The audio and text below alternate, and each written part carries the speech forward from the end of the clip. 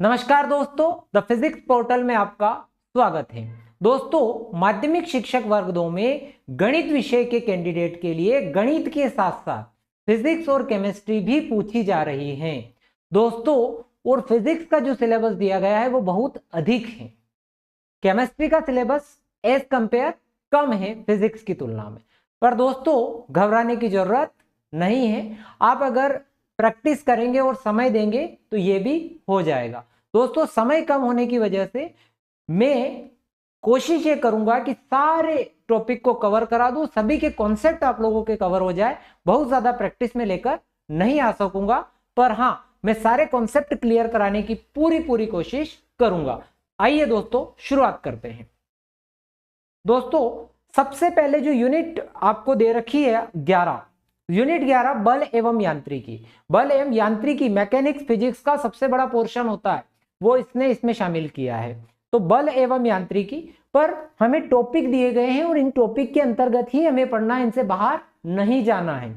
पहला टॉपिक दिया हुआ है कि मूल एवं व्युत्पन्न मात्रक, भौतिक राशियों की विमा, सार्थक अंक, दूरी, विस्थापन, चाल, वेग, त्वरण, एक समान त्वरित गति में गति के समीकरण, गति के नियम, संवेग, आवेग, घर्षण दिया हुआ है, वृत्तीय गति दी हुई है, अभिकेंद्री बल दिया है, कार्य ऊर्जा, शक्ति, गतिज ऊर्जा, स्थितिज ऊर्जा, संरक्षण का नियम, कार्य ऊर्जा संरक्षण का नियम, कार्य ऊर्जा प्रमेय और गुरुत्वाकर्षण का नियम। ये सारी चीजें दे रखी, पर ये बहुत ज्यादा नहीं है, इनको कवर किया जा सकता है। देखते हैं आज के इस वीडियो में दोस्तों हम मूल एवं व्युत्पन्न मात्रक को कवर करने वाले। हमारा जो टॉपिक होगा आज का, मूल एवं व्युत्पन्न मात्रक। दोस्तों, मैं ये सारे टॉपिक कवर कराऊंगा। ये आज पहला वीडियो है, इसीलिए मैं एक ही टॉपिक लेकर चल रहा हूं। अगले आने वाले वीडियो में दो टॉपिक भी एक साथ आपको देखने को मिलेगा, ठीक है। और फिजिक्स कोई हलवा तो है नहीं कि अपन ने सीधे बना लिया, ऐसा नहीं होगा। इसको हमको सीखना पड़ेगा। तो शुरुआत करते हैं। सबसे पहले हमें समझना होगा कि भौतिक राशियां होती क्या है। दोस्तों, भौतिक राशियां वे राशियां होती है जिनको आप माप सकते हैं, जिनका हम मेजरमेंट कर सकते हैं। क्या आप लंबाई को माप सकते हैं? तो बिल्कुल माप सकते हैं। तो लंबाई क्या भौतिक राशि है? बिल्कुल है। क्या हम किसी वस्तु का द्रव्यमान माप सकते हैं? तो हाँ, बिल्कुल माप सकते हैं। क्या हम दूरी माप सकते हैं? तो हाँ, माप सकते हैं। तो दूरी, लंबाई, द्रव्यमान, वेग, चाल, त्वरण, ये सब क्या है? ये भौतिक राशियां हैं। तो भौतिक राशियां अपने दिमाग में लेकर चलना, वे राशियां जिनको मापा जा सकता है। फिजिकल क्वांटिटी जिसको हम क्या कर सकते हैं? मेजर कर सकते हैं। वे राशियां जिनको मापा जा सकता है भौतिक राशियां कहलाती है। दोस्तों, ये भौतिक राशियां दो प्रकार की होती है। एक होती है मूल राशियां और दूसरी होती है व्युत्पन्न राशियां।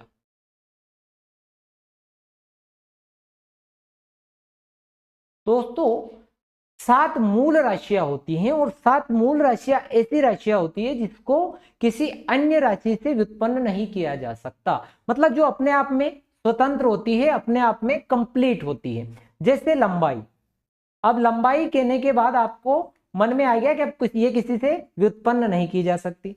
जैसे द्रव्यमान, समय,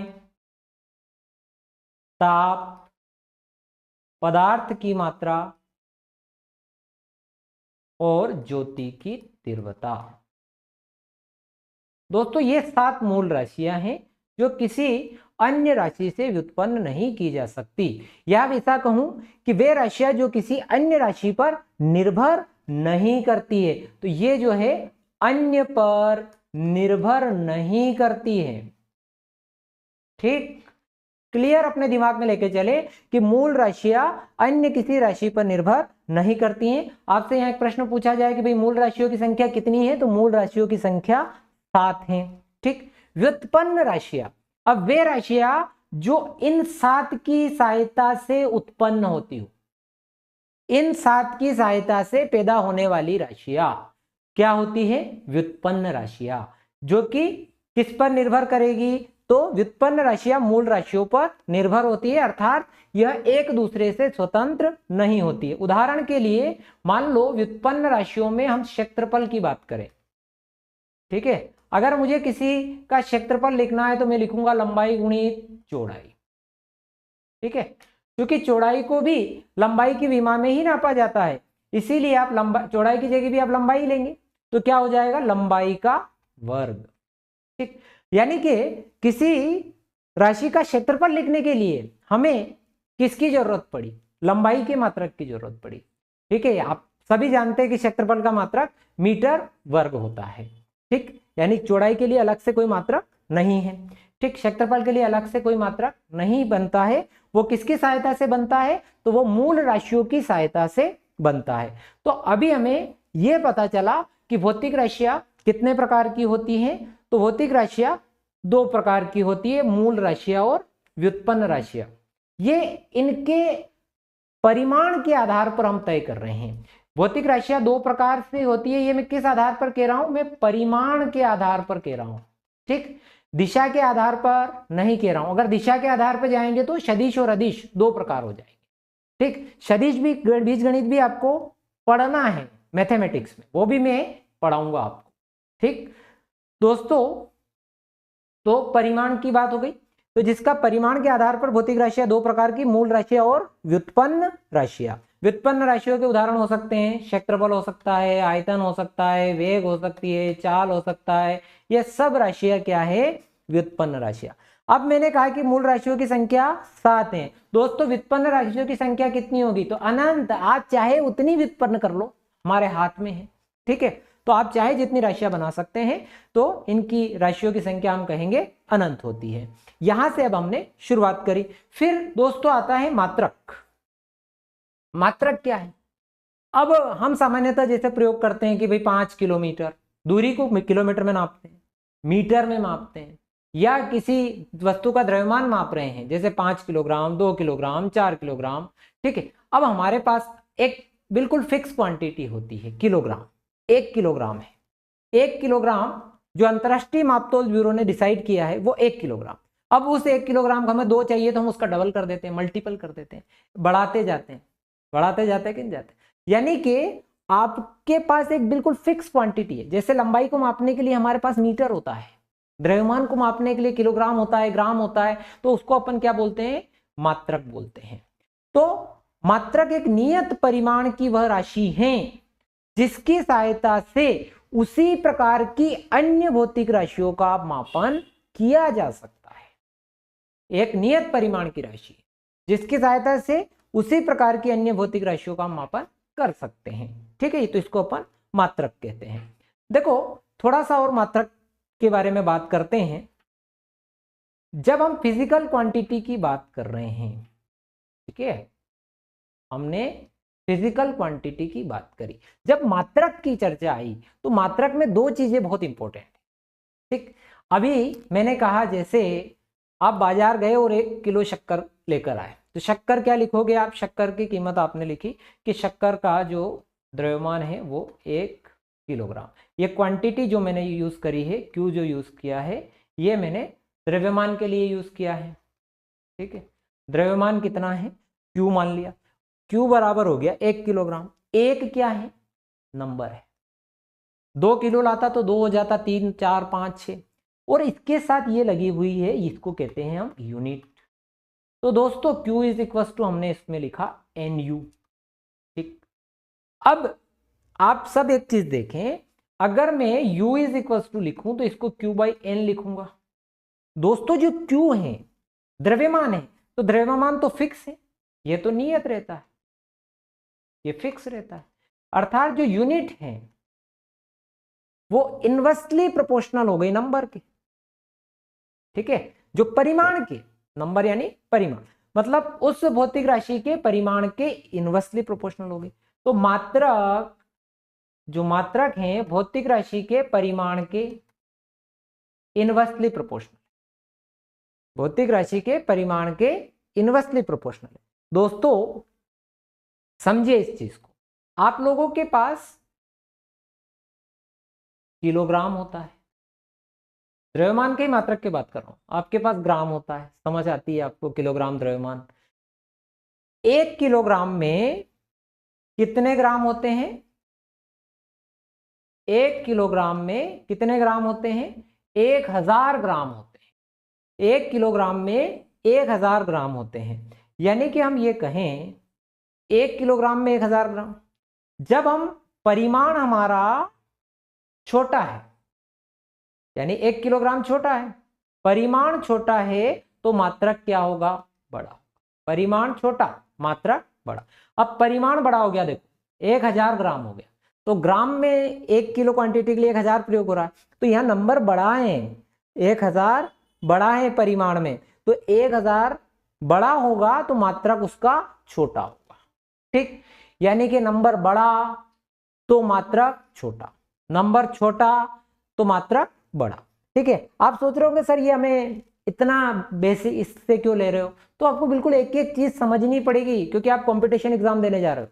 ठीक है, अब मात्रक जो है वो किसके?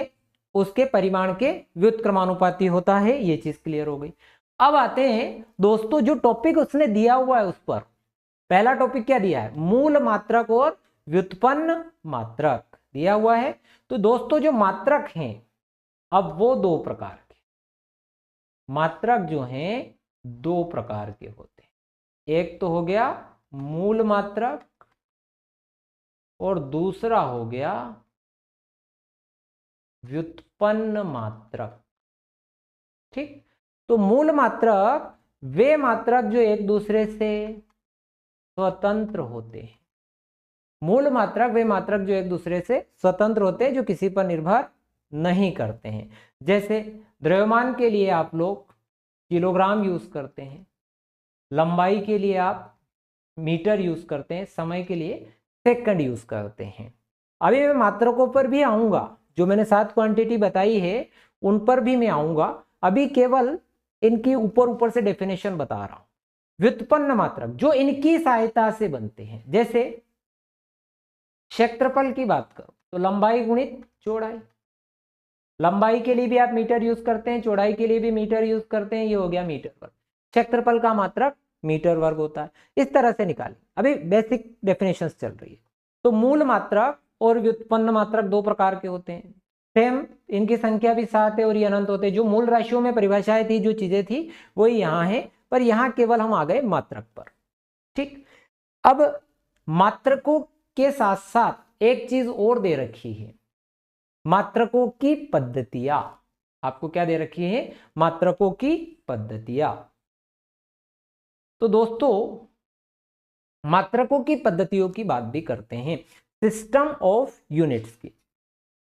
दोस्तों हमारे पास जब हम पढ़ते हैं तो एक पद्धति होती है सीजीएस पद्धति, एक पद्धति होती है एफपीएस पद्धति, एक पद्धति होती है एमकेएस पद्धति। अब ये तीन पद्धतियां प्रचलित पद्धतियां, ये तीन है। ठीक, सीजीएस, एफपीएस, एमकेएस। दोस्तों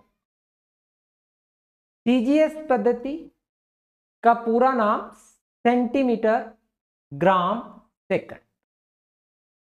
अब ये जो सेंटीमीटर है ये लंबाई का मात्रक है, ये ग्राम द्रव्यमान का मात्रक है, और ये सेकंड समय का मात्रक।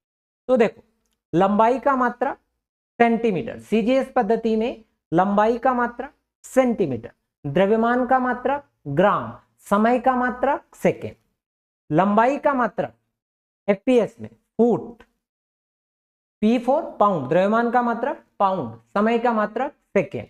इसी टाइप से एमकेएस में लंबाई का मात्रक मीटर, द्रव्यमान का मात्रक किलोग्राम और समय का मात्रक सेकेंड होता है।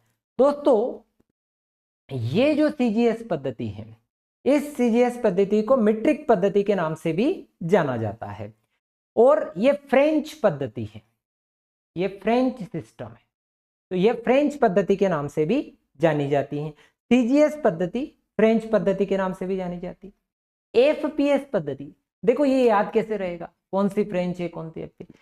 हम लोग आज भी, मैं आपसे पूछूं आपकी हाइट कितनी है, आप सेंटीमीटर मीटर में कभी नहीं बताते हो। आप क्या कहोगे? मैं 5 फुट का हूं, मैं 5.8 फुट का हूं। फुट में मापते हो आज भी आप। क्यों? क्योंकि हमारी ब्रिटिशर्स के साथ गुलामी रही है लंबे समय तक, और जब ब्रिटिशर्स के गुलाम रहे हैं तो वो गुलामी का असर अभी भी हमारे दिमाग में, उनकी पद्धति अभी भी हमारे दिमाग में घुसी हुई है, इसीलिए हम अभी भी लंबाई को फुट में मापते हैं। तो दोस्तों ये वाली जो एफपीएस वाली पद्धति है, इसको ब्रिटिश पद्धति के नाम से भी जाना जाता है। ठीक, आपसे पूछा जाए कि भाई एफपीएस पद्धति कौन सी पद्धति है, तो ब्रिटिश पद्धति के नाम से भी इसको जानते हैं। सीजीएस पद्धति को फ्रेंच पद्धति, अब एमकेएस पद्धति को भी फ्रेंच पद्धति ही बोलते हैं। दोस्तों अब आप सोचोगे कि यार इनके पास सीजीएस है, फिर एमकेएस की इनको क्या जरूरत थी? तो मेरी बात सुनो, ग्राम और किलोग्राम। अब ग्राम में मान लो आपको सब्जी खरीदने जाना है, तो आप सब्जी वाले से 1000 ग्राम बोलोगे, चलो ये भी ठीक है। अगर आपको 100 किलो चाहिए, 100 किलोग्राम चाहिए, अब 100 किलोग्राम को कैसे बोलना पड़ेगा? 10,000 ग्राम। सब्जी वाला कहेगा पागल हो गया क्या? अभी भी जाके पूछोगे तो बोलेगा कि नहीं बोलेगा? बोलेगा। तो इनको दिक्कत आती थी व्यापार में और इन सब चीजों में, तो फिर इन्होंने एक और पद्धति बनाई जिसको एमकेएस पद्धति, मीटर किलोग्राम सेकेंड के नाम से जाना जाता है। एमकेएस पद्धति ये भी फ्रेंच पद्धति है। तो ये प्रचलित 3 पद्धतियां थी।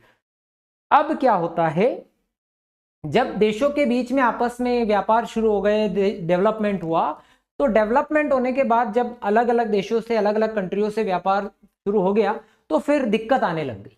क्या दिक्कत आने लग गई? कि भाई फुट है, किसी देश वाला फुट में किसी चीज का मेजरमेंट करता है, किसी देश वाला मीटर में करता है, किसी देश वाला सेंटीमीटर में करता है। हम वहां से कपड़ा मंगा रहे हैं मीटर में, ठीक, और वो भेज रहा है फुट में या सेंटीमीटर में, हमने ज्यादा मंगाया उसने कम भेज दिया, इस वजह से दिक्कतें आने लग गई। तो फिर 1971 में, ठीक है, फिर कब हुआ? इसके बाद 1971 आया, 1971 में, ठीक है, माप तोल ब्यूरो द्वारा एक बैठक बिठाई गई, एक महासम्मेलन हुआ 1971 के महासम्मेलन में, ठीक है, एक चौथी और ऐसी पद्धति जो कि अंतरराष्ट्रीय स्तर पर मान्य हो, सिस्टम ऑफ डी इंटरनेशनल, इसका क्या नाम है? सिस्टम ऑफ डी इंटरनेशनल, ठीक है। तो सिस्टम ऑफ डी इंटरनेशनल पारित किया गया वैज्ञानिकों द्वारा, कब? 1971। इसमें, इस पद्धति में 7 मूल मात्रक रखे गए, 7 मूल मात्रक व 2 पूरक मात्रक शामिल किए गए। उन्हीं के आधार पर सारे कामकाज, वैज्ञानिक कामकाज हो रहे, ठीक। ये एक पहली संगोष्ठी हुई, कब? 1971 में। फिर दूसरी बैठक होती है 1995। दोस्तों 1995 में जो बैठक हुई, उसमें यह तय हुआ कि ये जो 2 पूरक मात्रक हैं, इनको भी अब व्युत्पन्न मात्रकों की तरह ट्रीट करेंगे, ठीक है। पहले जो 2 पूरक मात्रक बनाए थे, उन 2 पूरक मात्रकों को भी 1995 के बाद व्युत्पन्न मात्रकों की तरह ट्रीट होने लगे। और 2018 के जो सम्मेलन हुआ, उसके आधार पर सभी तकनीकी, औद्योगिक, सारे क्षेत्रों में इन 7 मूल मात्रकों का प्रयोग होने लग गया। दोस्तों आप समझेंगे कि वो 7 मूल मात्रक कौन कौन से हैं। आपको कहानी पूरी समझ में आई कि नहीं आई? सीजीएस पद्धति का क्या नाम है? तो फ्रेंच पद्धति बोलते हैं, मीट्रिक पद्धति के नाम से भी जानी जाती हैं। लिख लेना, नोट्स बना लेना। एफपीएस पद्धति ब्रिटिश पद्धति के नाम से जानी जाती है, जिसका पूरा नाम है फुट पाउंड सेकेंड। फ्रेंच पद्धति एमकेएस पद्धति के नाम से जानी जाती है, जिसका मात्रक है मीटर किलोग्राम सेकेंड, ठीक। एसआई पद्धति जो 1971 के महासम्मेलन में प्रस्तावित हुई, ठीक है, वो थी सिस्टम ऑफ डी इंटरनेशनल, जिसे संक्षेप में एसआई कहते हैं, ठीक। उसके बाद जो मापतोल ब्यूरो है, अंतरराष्ट्रीय मापतोल ब्यूरो जो है, उसने ये प्रस्तावित की, ठीक, जो कि अंतरराष्ट्रीय मापतोल ब्यूरो कहां पर स्थित है? तो पेरिस में स्थित है, ठीक। ये भी प्रश्न बन सकता है। और 1995 के बाद पूरक मात्रकों को व्युत्पन्न मात्रकों की तरह ही गिने जाने लग गया, ठीक। ये सारी बातें सिस्टम मात्रकों की पद्धतियों के बारे में। अब 7 मूल मात्रकों की बात कर लेते हैं, वो कौन कौन से हैं और उनके संकेत कौन कौन से हैं। तो सबसे पहले मूल राशि हमने देखी थी, वो थी आपकी लंबाई, दोस्तों लंबाई को हम सब बहुत अच्छी तरह से जानते हैं, मीटर में मापते हैं, इसका संकेत एम होता है। लंबाई के बाद दोस्तों द्रव्यमान है, द्रव्यमान को किलोग्राम में मापते हैं, इसका संकेत अक्षर केजी है। समय, समय को दोस्तों हम सभी को आप लोगों को पता भी होगा, ये सब सेकेंड में मापते हैं, ठीक, इसका संकेत अक्षर स्मॉल एस। उसके बाद ताप, ताप को केल्विन में मापते हैं और इसका संकेत अक्षर कैपिटल ए, ठीक। ताप के बाद विद्युत धारा, विद्युत धारा एम्पियर, माफी चाहता हूं केल्विन का के है ना, विद्युत धारा एम्पियर का ए, ठीक है, थोड़ी सी मिस्टेक हो गई थी। तो ताप केल्विन के है, विद्युत धारा एम्पियर का ए।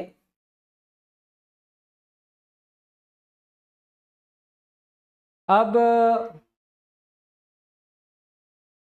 पदार्थ की मात्रा मोल,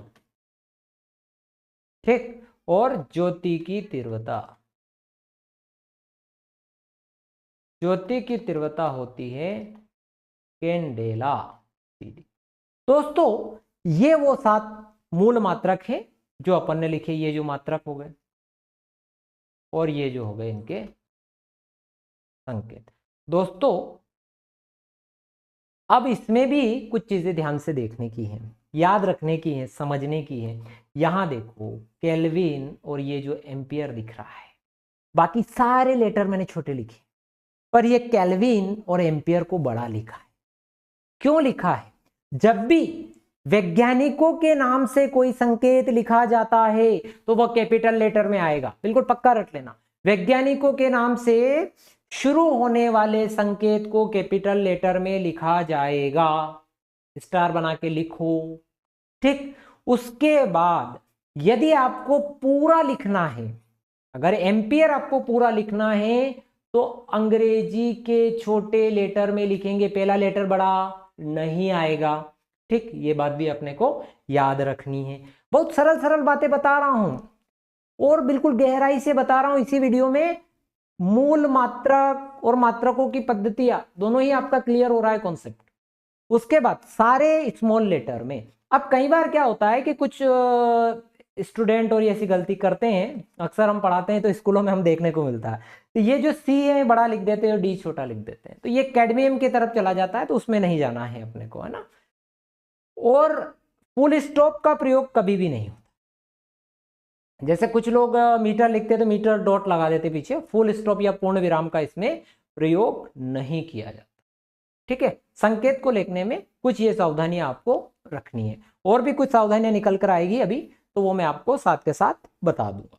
तो एसआई मात्रकों को लिखने की कुछ सावधानियां। सावधानी नंबर 1, फुल स्टॉप नहीं लगेगा। मीटर, किलोग्राम, सेकेंड, मोल, कैंडेला को स्मॉल लेटर में लिखा जाएगा। केल्विन और एम्पियर जो कि वैज्ञानिकों नाम से स्टार्ट हो रहे हैं, इसीलिए उनके संकेत को कैपिटल लेटर में, पूरा लिखना है तो स्मॉल लेटर में। जैसे न्यूटन लिखना है तो न्यूटन आप पूरा लिखोगे तो स्मॉल लेटर में, और संकेत यूज करोगे तो कैपिटल एन यूज करोगे। बस इस तरह से चीजें करनी। इतना कर लिया आपका काम बन जाएगा, ठीक। आगे बढ़ते हैं। अब 2 पूरक मात्रक कौन कौन से थे जो 1995 में हटाए, उनको भी मैं यहां लिख देता हूं, ठीक है। पूरक मात्रक कौन कौन से थे उनको भी हम बता देते हैं। तो जो पूरक मात्रक है, एक तो है आपका कोण और दूसरा है घन कोण, ठीक। कोण को रेडियन में, ठीक, और घन कोण को स्टेरेडियन, ठीक, एसआर और रेडियन के लिए आरएडी, ठीक। अब हम लोग ज्यादातर फिजिक्स में चीजें यूज करते हैं तो अपन रेडियन में ही यूज करते हैं, ठीक है। तो इस बात का भी अपने को दिमाग में होना चाहिए। जैसे कि पाई बराबर 180 डिग्री, ठीक। आपको कभी कन्वर्शन की जरूरत पड़े, वैसे आप सब मैथमेटिक्स के छात्र हैं तो आप इन चीज़ों को बहुत अच्छे से जानते हैं, फिर भी मैं बेसिक बात मैंने आपको बता दी। तो हम रेडियन में मापेंगे ज़्यादातर चीज़ों को। तो पाई बराबर 180 डिग्री। अब ये घन कोण, कोण कहाँ मिलता है ये तो समझ में आ गया। मान लो कि हमारे पास ये एक वृत्ताकार मार्ग पर आप चले और मान लो यहाँ से यहाँ तक चलने में इसने ये थीटा कोण चला, तो ये आपका कोण है। और कोण के बारे में भी सब लोग जानते हैं, कोण बराबर चाप बटे त्रिज्या। ठीक, ये कहानी आप लोगों को आती है। कोण को हम रेडियन में, इसका जो मात्रक है कोण का रेडियन होता है। कोण के बारे में एक और चीज अभी से सीख लो, कोण ऐसी राशि है जिसका केवल मात्रक होता है, विमा नहीं होती है। कोण के बारे में भी लिख रहा हूं, कोण का केवल मात्रक होता है,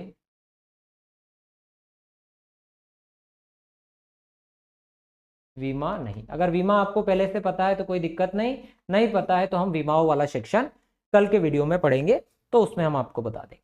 तो कोण का केवल मात्रक होता है, विमा नहीं होती है।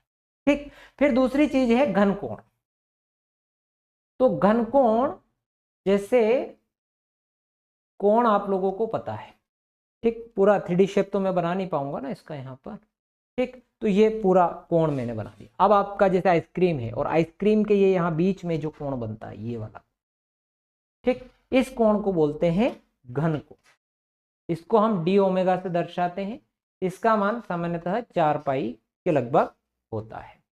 ठीक, उसके बाद फिर वापस लौटता हूं मैं बच्चों मात्रक पर। ठीक है, तो ये 7 मूल मात्रक अगर आपको याद हो जाते हैं तो आप कोई भी मात्रक बना सकते हैं। तो बनाते हैं, सबसे पहला बनाते हैं क्षेत्रफल का। क्षेत्रफल का मात्रक होता है लंबाई, सूत्र होता है लंबाई गुणित चौड़ाई। सभी को आता है, सारे गणित के छात्र हो आप। तो लंबाई के लिए मीटर और चौड़ाई के लिए भी मीटर, तो हो गया मीटर वर्ग। एक एक निकाल के बताऊंगा। फिर आयतन, लंबाई, चौड़ाई, ऊंचाई, इसके लिए सभी का मीटर मीटर मीटर मीटर, क्या हो गया रे, मीटर क्यूब। आयतन के बाद घनत्व, घनत्व का सूत्र बोलो, द्रव्यमान बटे आयतन। ठीक है, अब द्रव्यमान की जगह किलोग्राम, आयतन की जगह मीटर क्यूब। ठीक, किलोग्राम मीटर इनवर्स 3।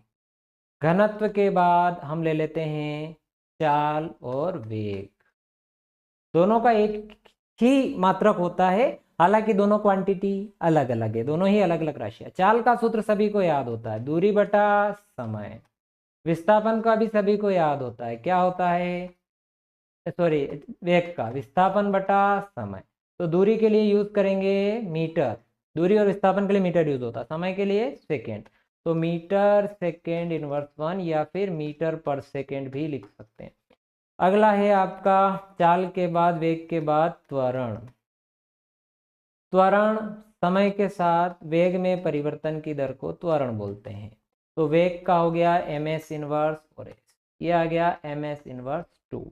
त्वरण के बाद आ गया बल। तो बल बराबर द्रव्यमान गुणित त्वरण। ठीक है, द्रव्यमान के लिए किलोग्राम यूज करेंगे, त्वरण का मीटर सेकेंड इनवर्स 2। अब एक बात और सुन लो मेरी, बल ब्रह्मा अस्त्र है फिजिक्स में। विमाओं में सबसे ज्यादा जो क्वांटिटी काम आती है वो बल आता है। ठीक, बल का अपना एक स्पेसिफिक मात्रक भी है जिसे कहते हैं न्यूटन। बल का अपना एक मात्रक और है न्यूटन। तो मैं लिख ही देता हूं, 1 न्यूटन बराबर किलोग्राम पर मीटर सेकेंड इनवर्स 2। ठीक, स्टार बना दिया है, याद होना ही चाहिए, बल का रटा हुआ होना चाहिए। बल के बाद और पकड़ते हैं, बल के बाद हम लेते हैं कार्य। देखना आप कितनी बार यूज होगा। कार्य बराबर बोलो सूत्र, सभी को याद होना चाहिए, बल गुणित विस्थापन। हम व्युत्पन्न निकाल रहे हैं, तो किलोग्राम मीटर सेकेंड इनवर्स 2, विस्थापन का मीटर, तो हो गया kilogram metre square second inverse 2। या बल की जगह न्यूटन भी तो लिख सकते हैं, तो आया न्यूटन। ठीक है, और विस्थापन का मीटर, तो न्यूटन मीटर भी इसी का मात्रक है। ठीक, क्या कार्य का और कोई मात्रक है, तो हाँ, इसका एक स्पेसिफिक मात्रक भी है, एक स्पेसिफिक मात्रक भी है, और उस स्पेसिफिक मात्रक को बोलते हैं जूल। इसका संकेत अक्षर कैपिटल जे, जो कि इस वैज्ञानिक के नाम से प्रारंभ हो रहा है। कार्य समझ में आया। कार्य के बाद अपन दूसरा लेते हैं भैया, कार्य के जैसा और कोई है क्या? तो बिल्कुल है, कार्य का जो मात्रक है वही मात्रक ऊर्जा का भी है। ध्यान रखिएगा, ऊर्जा और कार्य का मात्रक एक ही। क्यों? क्योंकि कार्य करने की दर को ही, जो कार्य करने की क्षमता होती है, माफी चाहता हूं, जो कार्य करने की क्षमता होती है उसे ऊर्जा कहा जाता है। अब बात करें शक्ति की, शक्ति आ जा भाई, शक्ति का सूत्र कार्य बटा समय। ठीक, कार्य के लिए आप अगर जूल और समय के लिए सेकेंड यूज करें तो जूल सेकेंड इनवर्स। ठीक, या कार्य के लिए kilogram metre square second inverse 2, समय का सेकेंड तो किलोग्राम मीटर स्क्वायर, ये ऊपर आया सेकेंड इनवर्स 3, ये शक्ति का। ठीक, और भी अपन इस तरीके से भी बना सकते हैं ना, इसमें भाई कार्य की जगह आप न्यूटन ले लो, मीटर ले लो, और ये सेकेंड हो जाएगा तो न्यूटन मीटर पर सेकेंड। मैं इस तरह से इसलिए बता रहा हूं कि कुछ भी आ सकता है परीक्षा में, बनाने वाला कुछ भी बना सकता है, उसके हाथ खुले हुए हैं। किसी भी कंपनी की छोटी सी गाइड लेकर हम परीक्षा पास नहीं कर सकते हैं। ठीक है, न तो 18 में जब हम क्वालिफाई हुए थे तब, और ना आज, कभी भी नहीं कर सकते। अब तो और ज्यादा डिफिकल्ट हो गया है एग्जाम क्लियर करना समय के साथ साथ, क्योंकि पदों की संख्या भी कम हो गई, हमारे समय में पद बहुत अधिक थे। तो न्यूटन मीटर पर सेकेंड। तो दोस्तों शक्ति है, ऊर्जा है, कार्य है। अब मैं थोड़े से दूसरे और मात्रक भी ले लेता हूं, जिसमें आपका जो है, जैसे आवेश, जैसे आवेश में क्या हो गया, धारा गुणित, ठीक है, समय। तो धारा के लिए एम्पियर का ए और समय का सेकेंड, धारा मतलब विद्युत धारा। तो इस तरह के मात्रक भी आ सकते हैं। अब मैं आपको एक छोटा सा प्रश्न देता हूं, ठीक है, कि E बराबर एच न्यू का मात्रक होगा। ऑप्शन में नहीं दे रहा हूं अभी, ऑप्शन वाले भी लेकर आया हूं मैं, बिल्कुल पीपीटी बना के लाया हूं, सारे ऑप्शन वाले भी बताऊंगा। पहले तो ये E बराबर एच न्यू का मात्रक होगा, E बराबर एच न्यू है ना, इसका थोड़ा सा प्रश्न है। पहले तो E का है ना, तो E बराबर एच न्यू में ऐसा लिखो, थोड़ा सा इसको सुधारेंगे। E बराबर एच न्यू में प्लांक नीतांक एच का मान होगा, है ना, ऐसा करो, प्लांक नीतांक एच का मात्रक होगा, ये ऐसा प्रश्न आ गया। ठीक, अब H बराबर हो गया E बटा न्यू। ठीक है दोस्तों, अब E के लिए, E यहां क्या है, ऊर्जा है, न्यू क्या है, न्यू आवृत्ति। आवृत्ति का जो सूत्र होता है वो होता है 1 बटा आवर्तकाल। आवर्तकाल के लिए सेकेंड यूज करते हैं क्योंकि आवर्तकाल समय है। ठीक, तो 1 बटा सेकेंड अर्थात सेकेंड इनवर्स 1। आवृत्ति और आवर्तकाल की परिभाषा मुझे बताने की जरूरत है क्या? नहीं है, फिर भी बता देता हूं। आवर्तकाल, मान लो आपकी घड़ी की सुई ले लो, घड़ी की सुई को एक चक्कर पूरा करने में जितना समय लगता है उसे उसका एक आवर्तकाल बोलेंगे। एक चक्कर पूरा करने में लगे समय को क्या कहेंगे? आवर्तकाल। और एक सेकेंड में जितने चक्कर पूरे कर लेते हैं उसको उसकी आवृत्ति कहते हैं। तो आवृत्ति का मात्रक सेकेंड इनवर्स 1। ऊर्जा का मात्रक आप जूल लिख सकते हैं, तो जूल सेकेंड हो सकता है। भैया ऑप्शन में ना दिया, कुछ और दे दिया, तो क्या दे दिया? Kilogram metre square second inverse 2 और सेकेंड इनवर्स। तो क्या करोगे? Kilogram metre square second inverse 1 भी आप बना सकते हो। और लेते हैं एक हाथ और, इसी तारतम्य में ले रहा हूं, है ना। जैसे E बराबर 1/2 mv वर्ग। अब हालांकि E का चाहिए और E का ऊर्जा ही है यहाँ पर, और ये गतिज ऊर्जा का सूत्र है। और ऊर्जा कोई भी हो, मैं इसका अलग से इसलिए करवा रहा हूं, ध्यान रखना, ऊर्जा कोई भी हो, चाहे वो गतिज ऊर्जा हो, स्थितिज ऊर्जा हो, चाहे वो ऊष्मीय ऊर्जा हो, नाभिकीय ऊर्जा हो, किसी भी प्रकार की ऊर्जा हो, सबके लिए मात्रक जूल ही यूज होता है। फिर भी निकाल रहे हैं, अब E का निकालना है तो इसमें मान रखा 1/2 नीतांक। नीतांक का कोई मात्रक नहीं होता है। द्रव्यमान के लिए किलोग्राम वेग का हमें पता था मीटर सेकेंड इनवर्स 1, हमने निकाल लिया है पहले, तो kilogram metre square second inverse 2, इस तरह से हो सकता है। अरे बोलो मात्रक निकालना आया है नहीं आया? ठीक है, आ गया हो तो कमेंट बॉक्स में लिख के बताना कि सर हम मात्रक निकालना सीख गए हैं। ठीक, तो ये चीजें होती हैं, मात्रक हो गया। अब एक चीज और हम लोगों को पढ़नी है, उसके बाद हमारा काम बन जाएगा। वो क्या पढ़ना है? हमें एक और चीज ये पढ़नी है कि हमें अनुलग्नक पक्के से याद होने चाहिए। प्रीफिक्स, एसआई प्रीफिक्स होते हैं, एसआई अनुलग्नक होते हैं। तो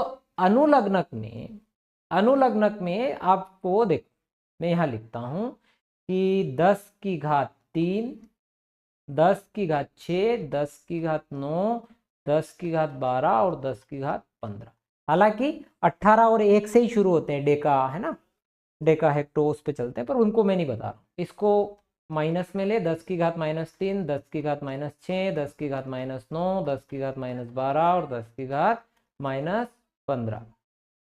अब 10 की घात -3 हो गया आपका माइक्रो। ठीक, याद रखना। 10 की घात 3 हो गया आपका किलो। ठीक है, 10 की घात 6, ये थोड़ा सा है ना, ये यहां गड़बड़ है।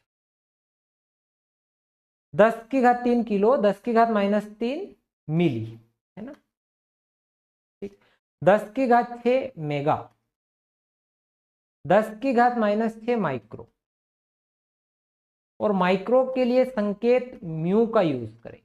ठीक, 10 की घात 9 गीगा, और गीगा के लिए कैपिटल जी और मेगा के लिए कैपिटल एम यूज करेंगे, और किलो के लिए कैपिटल के संकेत यूज करेंगे। ठीक, उसके बाद मेगा, गीगा और टेरा।